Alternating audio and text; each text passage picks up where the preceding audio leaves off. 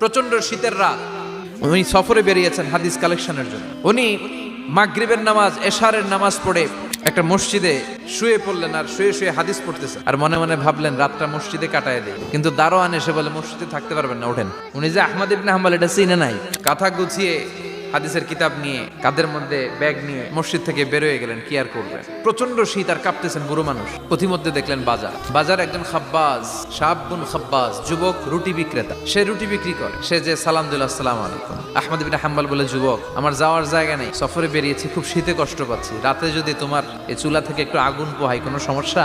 যুবক বলে, না না সমস্যা না, আহলান ওয়া সাহলান, বস আমদে, আসেন আসেন, আপনি আগুন পোহাইলে আমার সমস্যা কি? আল্লাহ শুকরিয়া করে উনি বসলেন আর আগুন পোহাচ্ছেন। আর খেয়াল করলেন যুবক রুটি বানায় আর পরে আস্তাগফিরুল্লাহ, রুটির দলা বানায় পরে আস্তাগফিরুল্লাহ, খামির বানায় আর পরে আস্তাগফিরুল্লাহ, খালি এইটাই পড়তেছে। ইমাম আহমদ ইবনে হাম্বল তো অবাক, কিরে এটা আবার কেমন যুবক, খালি আস্তাগফিরুল্লাহ। উনি প্রশ্ন করলেন, যুবক ঘটনা কি? আসার পর থেকেই তোমার দেখতেছি তুমি রুটি বানাও, রুটি বিক্রি করো আর পড়ো আস্তাগফিরুল্লাহ।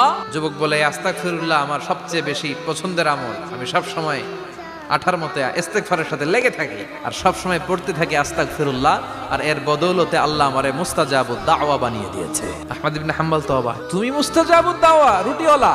আমি এত বছর হাদিস পড়াই, আমিও তো মুস্তাজাবুদ দাওয়া না, তুমি দোয়া করলেই সব কবুল হয়ে যায়? যুবক বলে, না আনা মুস্তাজাবুদ দাওয়া, আমি আমার জীবনে যত দোয়া করেছি কবুল করে নিয়েছে কে? সব দোয়া কবুল করে নিয়েছে আল্লাহ, একটা দোয়া ছাড়া। কি সেই দোয়া?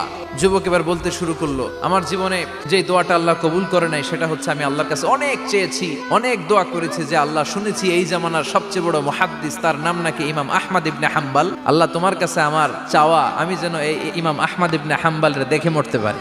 আহমদ ইবনে হাম্বল আবেগপ্রবণ হয়ে গেলেন, চোখের পানি ছেড়ে দিলেন, বললেন, যুবক তোমার এই দোয়াটাও কবুল হয়ে গিয়েছে, আহমদ ইবনে হাম্বল তোমার দরবারে ছুটে এসেছে।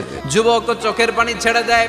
যুবক চিৎকার মেরে ইমাম আহমদ ইবনে হাম্বলকে জড়িয়ে ধরে, হাতে হাত রেখে মুসাফা করে, কপালের মধ্যে চুমু খায় আর আল্লাহর শুকরিয়া করে বলে, ও ইমাম, আসলে এই দোয়াটাও আল্লাহ আজকে কবুল করে নিল।